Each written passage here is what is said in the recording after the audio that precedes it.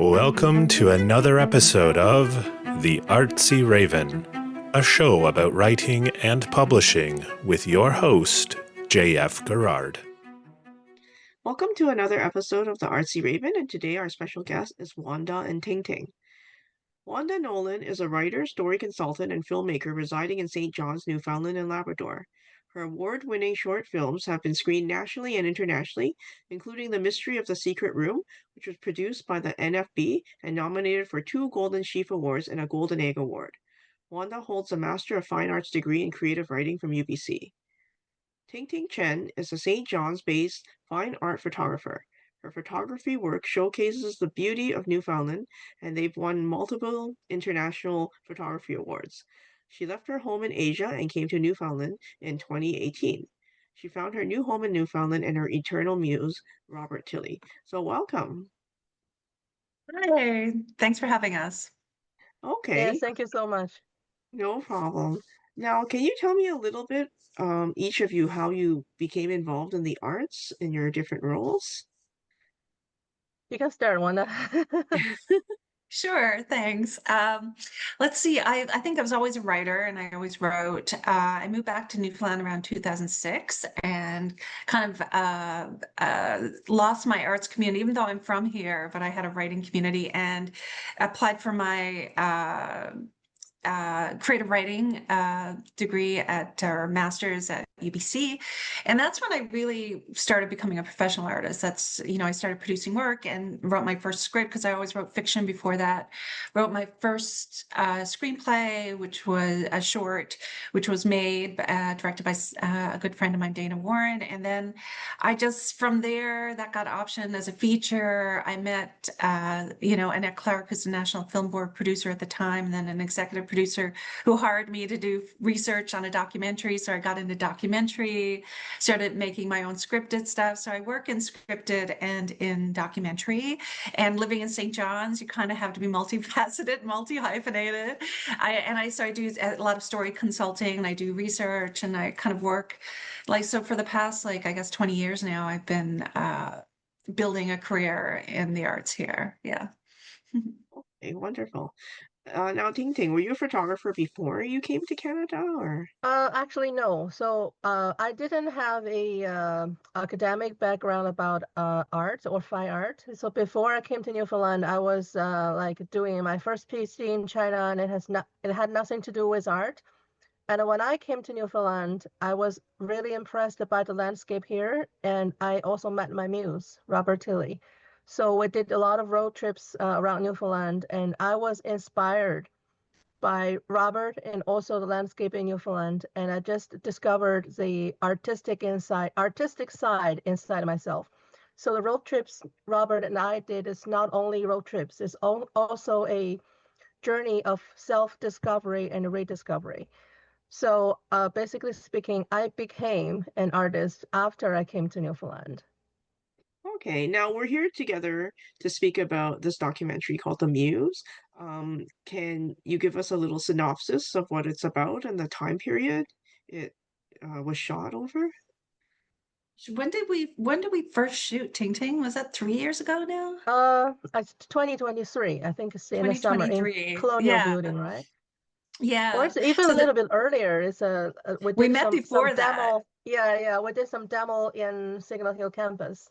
That's right. That was probably Yeah. 2022. So The Muse is about Ting Ting Chen, the wonderful fine art photographer who has become very well known, and his work is shown all over the world, and she has a book and everything about her work. And her relationship, as she mentioned, with Robert Tilley, her best friend. Robert, when I first met them, was 74. And so it's this very beautiful, unusual relationship where the man is the muse. So, and it's an older man. So really, it's this cross-generational, cross-cultural, story about art and friendship. And it's just, they had a very special relationship, and it just shows beautifully on screen. And Ting Ting's work, of course, does as well. So, of Robert, it's really quite magical. Now, how did the idea to capture it as a documentary come about? Well, that producer I told you that I met her at a secondhand shop after my first film was screened somewhere, and she was like, "Do you want to do a bit of research?" So I worked for her for years, and she sent me an article about Ting Ting and Robert. She said, "I think this would be a good doc." So I initially just sent it as to the National Film Board, and there's several phases of development as an idea, and they gave me some money to interview them and talk with them, and then we went to development phase, and then we got a green light and went to production. But it was from a very experienced producer who knew that, just instinctually knew that this would be a powerful story. Now, how did you meet Robert, Ting Ting? So Robert and I were Facebook friends before I came to Newfoundland. I just randomly added a few people, and most are Newfoundlanders. And Robert and I has a mutual friend, so Facebook like automatically recommended me to add him, and he kindly approved my friend request. So we had really sporadic conversations before I came to Newfoundland. We didn't know each other well.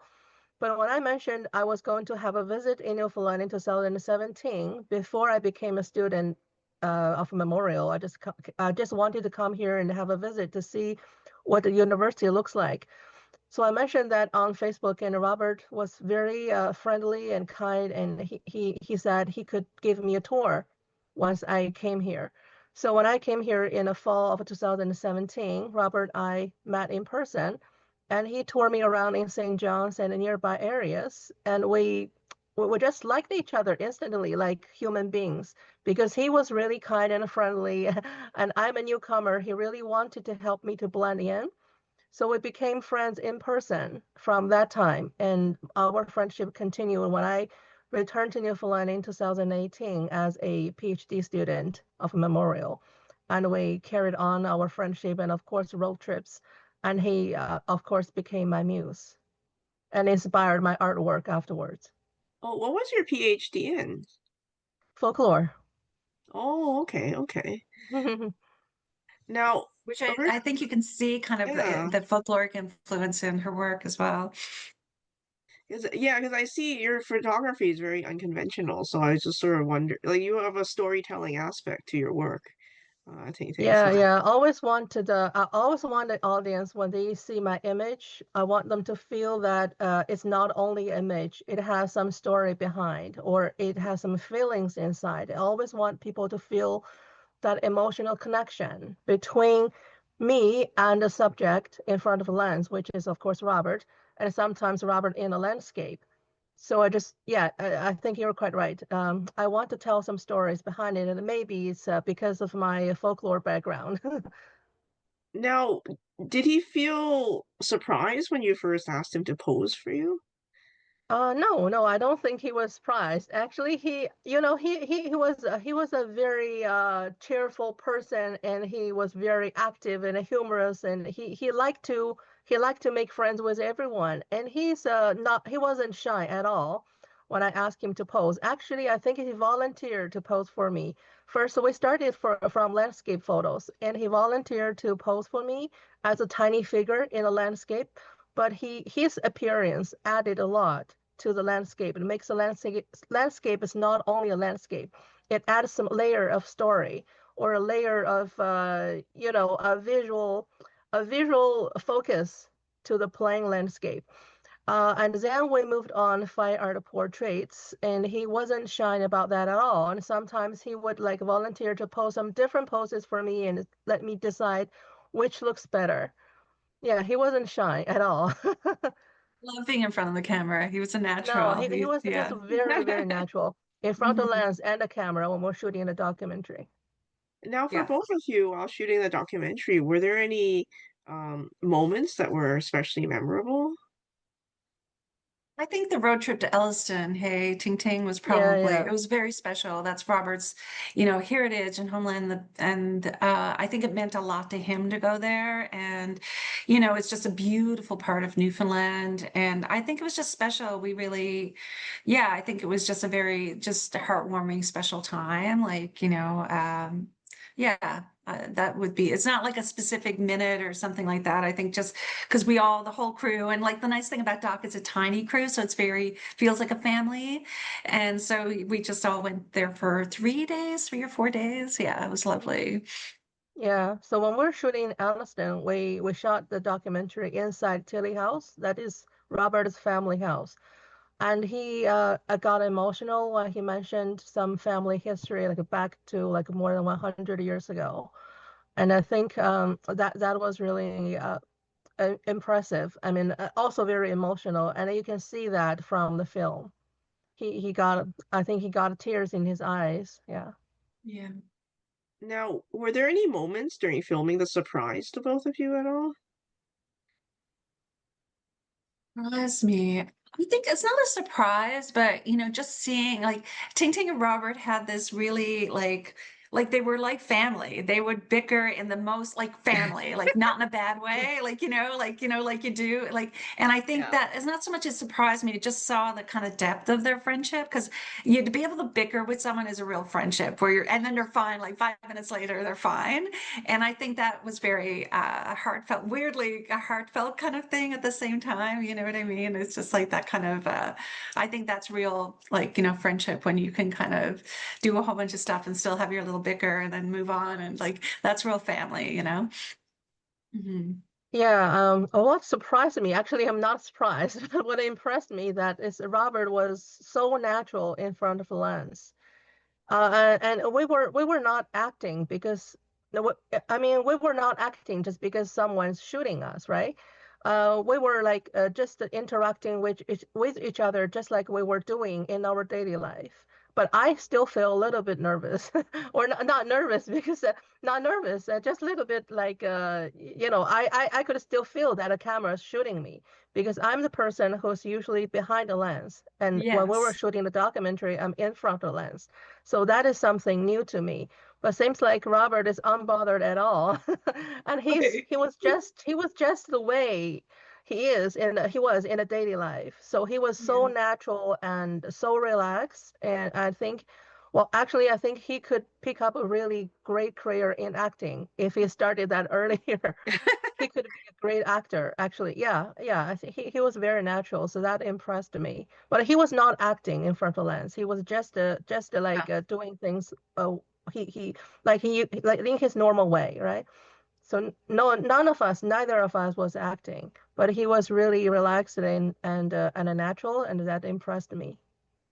Now, what Like, kind sorry, go Oh, sorry, ahead. go ahead. No, no, no. I'm gonna go in a totally different direction. So please finish No, your no, thought. I was just gonna say, like, just having, being all around lots of docs, that it's a hard thing to ask someone to be in front of the camera. So you're Yes. naturally going to have a bit of nervousness, but of course, as documentarians, we want people to just be themselves, and nervous is okay too. Like, show up as you are, and that's what we document.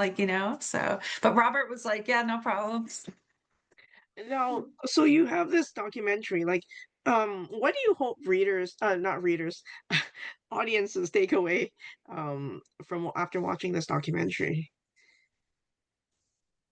Just I hope that people can just I think like there's just so many things actually, like just friendship in general, and that it doesn't have to be confined to like just really broadening people's ideas about friendship. But I also think and this is a subtextual thing, what immigrants offer to our country and how they can re-see our world.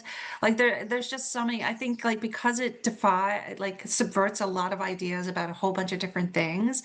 Like I think that just seeing this relationship, so I hope they just take away that, yeah, like I hope that it just expands people's minds, if that makes sense.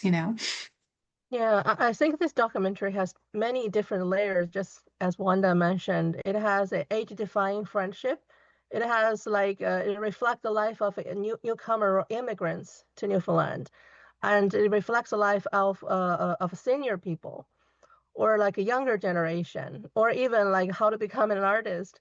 But what I hope the audience to take from the film most is our friendship, is how we value each other as two human beings, is how we love each other as two human beings. I hope I want people to take away the feeling that Robert felt for me, and the feeling that I feel to Robert is two human beings that genuinely inspired by each other, and two human beings whose life were genuinely fulfilled by each other. I think that's the most valuable part in my life, and I also hope people to feel that when they are watching the film. Now, did Robert get a chance to watch this? Sadly, Yeah. no. He passed Oh, away in okay. December, so we've included a memorial for him. We added it later in the film, so sadly he didn't. And we both know he'd be incredibly proud of it. Like, he was very proud to be in Ting Ting's photographs. He went everywhere with her for all her exhibitions, everything. And yeah, it's very heartbreaking that he didn't see it. Yeah, unfortunately he didn't. But I went to a lot of screenings, like across different parts of Canada from east to west, and I feel that I'm traveling with his spirit with me. So I believe he would be really happy if he could see his, if he could see his film in person, and I believe he's smiling at us from above. Yeah. I was wondering, do you know if anyone in China seen this film? Like, I'm just sort of wondering if there would be a different cultural I'm not reaction. sure because Okay. Sure. I think the film is only I mean it's only available for Canadian. I mean for people in Canada, right? So I'm not Right sure if now, yeah, right yeah, now. that no, Yeah, I'm not sure. yeah, with Yeah, the yeah. NFB, they'll probably be seeking out some distribution but right now it's geocached to Canada. I know we did like CBC China. Remember Ting Ting? We did one interview that's in the Hmm. Chinese language, but I don't know if Yeah, that's yeah. just, but yeah, it's a good question. I don't know if they're aware of it or not. I have no idea. Has Ting Ting's family seen this film, or? Oh, I think they haven't because they cannot get an access to this website yet. Oh, But okay, I okay, think okay. they will once it's released like worldwide. Okay. Now, what advice would you give to aspiring filmmakers and photographers, like for anyone that wants to do the same thing you're doing and they're starting out? I would say, I don't know, a couple of things. Do what you love. Like, don't try to, because the audiences and what people want changes all the time. And you might think you're on something and it change. So really do what you love because it takes forever to make a film. It takes years. And so make sure you're invested in that story because there's times, as you know, as artists, you hate it, you love it, you hate it, you love it. Like, so you really, the reason why you first started, like, being able to touch that, again and again is important. And also just focus on the work. Like, you're going to get so many rejections. There's a lot of noise. And like, if you really start thinking about it, it's just overwhelming. But the one thing you can control, well, to a certain degree, especially filmmaking, there's a lot of other factors that control it, but is focus on the work and focus on just moving forward and like putting new ideas out there all the time, just because it says no on this one. And that's something I really had to learn. At first, you're so precious. Then after a while, it's just like, you know what, this is something else I love. And like really, pushing past, I think to build a career, you really have to build that resilience, focus on the work that you love and just keep pushing. Yeah, I think from my experience as a emerging artist and a photographer, I want to give some advice just according to my personal experience. So I think first is don't be afraid to start, even if you don't have fancy equipment or like fancy studio, because I still don't have a fancy studio myself. I still live on Signal Hill campus of a memorial, and my so-called studio is only a quiet corner tucked in a lobby of this building when they're not in their business hour. So Robert and I made, I think, perhaps 95% of our fire portrait in that lobby downstairs, and also a little bit portraits in my dorm, like the Duke. The most well-known fire portrait of Robert was shot in my dorm, and everything was Wow. improvised. So, and I don't have fancy lighting equipment. There's some basic lighting equipment for studio lighting. And my camera is a reasonably good one, but it's not the top-notch one. And I even started my photography when I didn't have this fancy camera. So I think you don't need to wait for everything to be good to start. You just keep trying, and as things progress, you will find which is better and which is most suitable for you. And the second is, I think, is don't be afraid to embrace something that's totally new. like photography was very, very new to me. I didn't know anything about photography or how to do the retouching. So I just learned everything from scratch, starting from learn to how to use a camera and learn how to do the retouching on Photoshop. I just learn everything from scratch from some YouTube studios or YouTube videos or something, some information I got online. That seems like a hard start, but once you get in the track, things will become easier gradually. So, and also photography has nothing to do with my education background. It's a totally new area. So I wasn't afraid to embrace it, and I definitely enjoyed it. So if I didn't meet Robert, perhaps I wouldn't be thinking about becoming an artist. So Robert changed my life in the best way I could ever imagine. But even if you guys don't have a Robert, you can find your own muse, or even the muse don't need to be a specific person. It could be something that you like to do or something that genuinely inspire you or give you enthusiasm. So whatever you find, whichever you find, I think just don't be afraid to start. And start is everything. If you don't start, you will get nowhere. So once you start, you will see where the path is, and gradually you will find your way. So I Mhm. think that's my advice. Well, thank you very much for both of you for taking the time to speak with me, and best of luck on your creative journeys. Appreciate it. Appreciate your time. Yes, thank you so much. The Artsy Raven is produced by Dark Helix Press. Introduction voiceover by Chris Gorman. Music by Tim Moore. Please access your bonus content on the Patreon website. Thank you very much for listening, and please stay safe.